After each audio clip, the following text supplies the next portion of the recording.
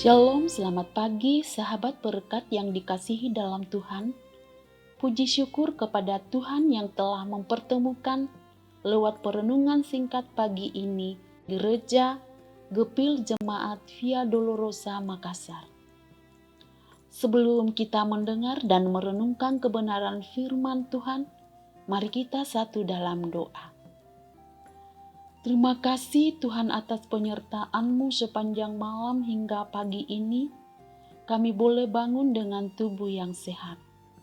Saat ini kami akan membaca dan merenungkan kebenaran firman Tuhan. Kiranya Roh Kudus-Mu menguasai kami, sehingga kami boleh memahami akan firman Tuhan. Dalam nama Tuhan Yesus kami berdoa. Amin.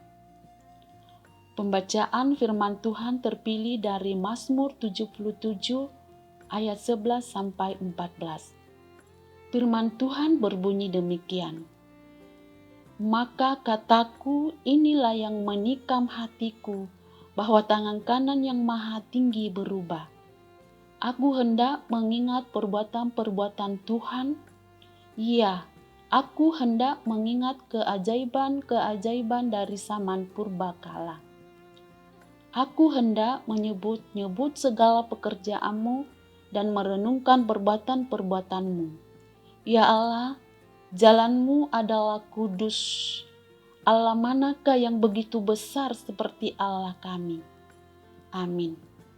Tema renungan adalah iman dan ketaatan menghasilkan mujizat. Sahabat berkat yang dikasihi dalam Tuhan. Dari bacaan Mazmur pasal 77 ayat 12 yang bunyinya, Aku hendak mengingat perbuatan-perbuatan Tuhan. Ya, aku hendak mengingat keajaiban-keajaiban dari zaman purbakala. Mengajak sahabat berkat untuk selalu mengingat perbuatan Tuhan yang terjadi pada diri kita. Apa saja perbuatan-perbuatan itu? Kita bisa baca dalam Mazmur pasal 9 ayat 2 sampai 11. Dari keseluruhan ayat tersebut, pemazmur menceritakan perbuatan Tuhan yang begitu ajaib. Apakah ajaib yang dimaksud di sini? Yaitu datangnya tindakan Tuhan di saat kita tidak bisa menolong diri kita sendiri. Hanya Tuhan yang dapat melakukannya. Contohnya kita berterima kasih karena Tuhan menyelamatkan kita dari bahaya. Kita tahu bahwa kita tidak bisa menolong diri kita pada saat itu. Contoh lain, pada waktu ulang tahun kita berterima kasih karena kita tidak mungkin memanjangkan umur kita walau sedetik saja. Kita berterima kasih atas keberhasilan karena kita percaya tanpa campur tangan Tuhan, semua itu tidak mungkin kita alami. Ajaib karena kita tahu bahwa diri kita tidak bisa mengusahakannya, namun Tuhan melakukannya. Ajaib tidak hanya terbatas pada hal-hal besar, tapi juga pada hal-hal kecil dan yang kelihatannya biasa-biasa saja.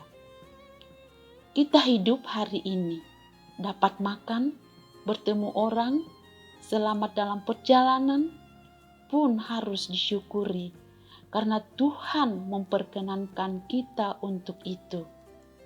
Jadi sebenarnya kita diharap untuk bersyukur setiap saat, karena dalam setiap detik ada perbuatan-perbuatan Tuhan yang ajaib. Sahabat berkat yang dikasihi oleh Tuhan.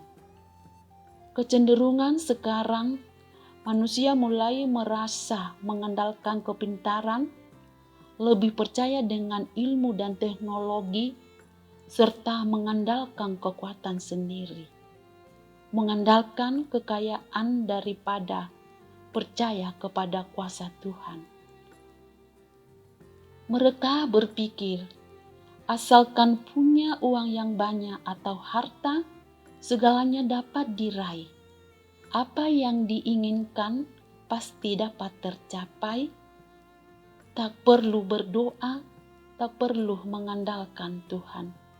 Dan banyak orang, termasuk orang Kristen sendiri, mulai menganggap bahwa mujizat-mujizat terjadi dalam firman Tuhan adalah peristiwa biasa saja, atau sudah ketinggalan zaman dan sudah usang, tinggal cerita dan tidak lagi mempercayai adanya mujizat yang sumbernya dari Tuhan.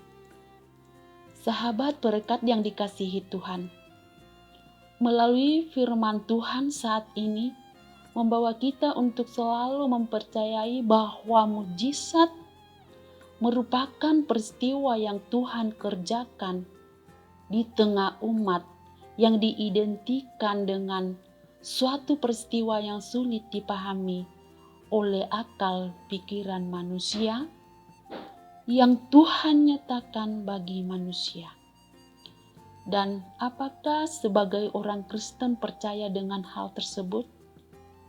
Pasti yang mempunyai iman dan ketaatan percaya bahwa mujizat itu masih ada sampai detik ini, karena Tuhan yang kita sembah adalah Tuhan yang kuasanya tidak berubah.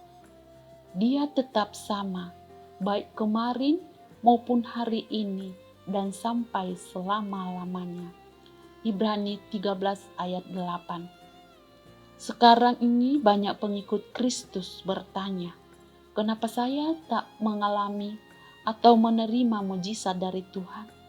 Untuk menjawab pertanyaan tersebut, mari sahabat berkat membaca Injil Markus 6 ayat 5-6a yang bunyinya, Kristus tidak dapat mengadakan satu mujizat pun di sana, kecuali menyembuhkan beberapa orang sakit dengan meletakkan tangannya atas mereka. Ia merasa heran atas ketidakpercayaan mereka. Dari firman tersebut, mari kita bertanya pada diri kita, apakah saya sudah betul-betul sudah mempunyai iman, kepercayaan atas perbuatan Tuhan selama ini? Seperti tertulis dalam Ibrani 11 ayat 1. Iman adalah dasar dari segala sesuatu yang kita harapkan dan bukti dari segala sesuatu yang tidak kita lihat.